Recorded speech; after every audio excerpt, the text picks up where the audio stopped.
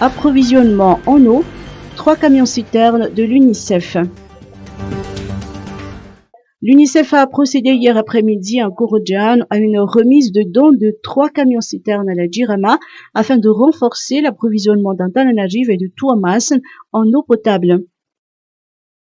Remise des clés aujourd'hui de 3 camions citernes sur les 5 camions qui vont être livrés au ministère de l'eau grâce au financement de l'Agence coréenne de développement COECA et de l'ambassade de Norvège à Madagascar. Ces 5 camions vont permettre l'approvisionnement en eau pour appuyer la réponse du gouvernement face au Covid.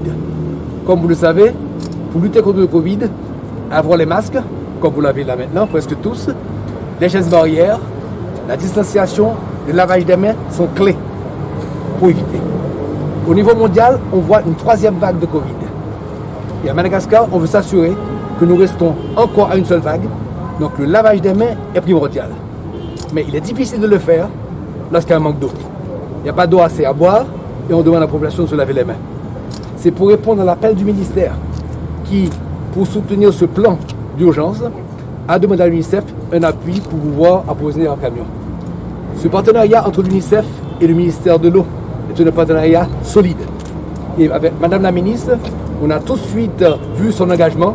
Nous avons cherché les appuis de la Corée et de la Norvège pour fournir cet appui, disons un peu symbolique, mais qui va permettre d'apporter de l'eau à pratiquement 125 000 personnes dans les villes les plus importantes pour le moment.